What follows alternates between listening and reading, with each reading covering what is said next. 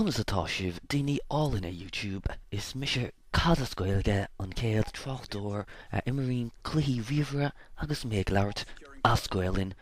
Bhailim na daoine go bhfaca an fhís a áitiú ar neis agus tásúla gom go raibh i deireadh seachtaine anna dheas agus macánta go raibh go léir agus más duine nuathú well, hello agus conas atá tú. Táim chun na comórtas anna bheog a dhéanamh inniuh chun na cóipte Far Cry 3 a bhórtant, ní gáit ach like agus favourite a thuairt don fhís seo agus fág aonsáis comment in éair chluthe anna bha I sethe agus ficus rá chóipte tránúna de híine mar heasta gom ceanndóibh a thuairt amach séir an eisce go dtí pédaine a bhuain an comórtas seo. Ciúigh mé an búirtóir as random óna comments agus seoladh mé fógra chuige an búirtóir. Sé seo an dábhhabhta den chluthe céanna Domination ó chéad video.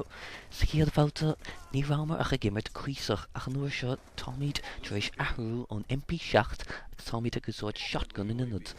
Sin bhfuil is fearr meall le shotgun ná go bhfuil anna chleachta ag buint leis. Bunim héin anna chud tanmhas a bheith ag ré agus ag léim na timppla na háite agus a bheith ag siútáil na pléir isteach in naig na saidúirí eile. Se stom gur bé na gunnaí shotgun na harm is fearlam in nach cluiche Call of Duty. Cáire an spaz dóíag atá I Modern Warfare 2 ní dólam go bhain tú an méid san sbrí le héan arm eile in éon cluiche eile Call of Duty fiú. Inis táimid ag úsáid an Remington 8-seachtó an seo sin é an tanam atá ar an shotgun agus tar éis chuig duine déag a bharú sa chéad bhabhta agus tar éis bása áil ráúir déag beag scór a bhfad níos fearr le feiscint is sa bhabhta seo. Táimid ag ré timpeall tá silencer agus laser sight ar an gunasa carínte sin leis daoine a bharú níos fusa leis an laser sight ní gáidir a bheith ag éimáil cho fada leis agus an silencer well stoppan sé tú ó tacht suas mar sputa beag dearg ar an mappa. Splálam a bheith ag immert an slís an cluichisa is a bheith ag gúnsú an tam mar fad ní meallam a bheith ag si a gúnaí ar nós na daoine seo smeallam léime os a ggóir agus an piléir mar dúirt hana siútáil isteach in an aig níl mar an fuil sna cluichí Call of Duty ar nós a bhíoch sna cluichí Quake agus Unreal Tournament fadó siad sam na cluichí a chus níos féin ag immert mar déir góir nuair bhís níos óige annachchud blianta ó hin gan dat. Cluichí bhad níos tapú a bheith siúd ach an seo táimid sa bblion dóiag agus táimid ag immert Call of Duty ach sé an Quake engine a úsáidin an cluiche seo fós.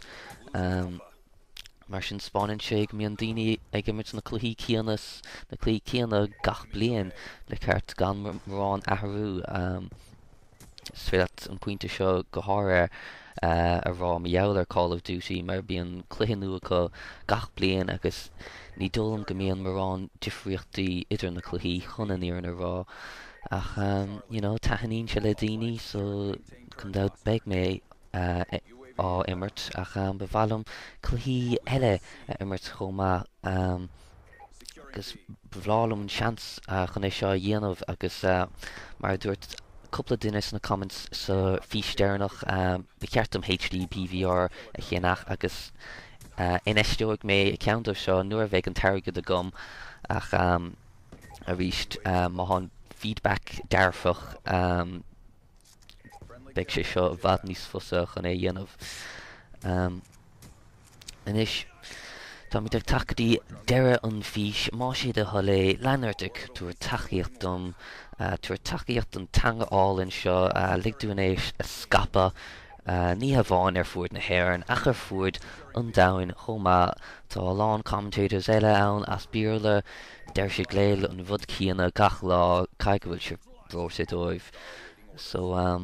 má siad a thola din subscribing agus fá comment like agus favourite má hastíúnút a bheith sa chomórtas chun Far Cry 3 a bhórtant cíama sibh an chéad lá eile slán go fóill.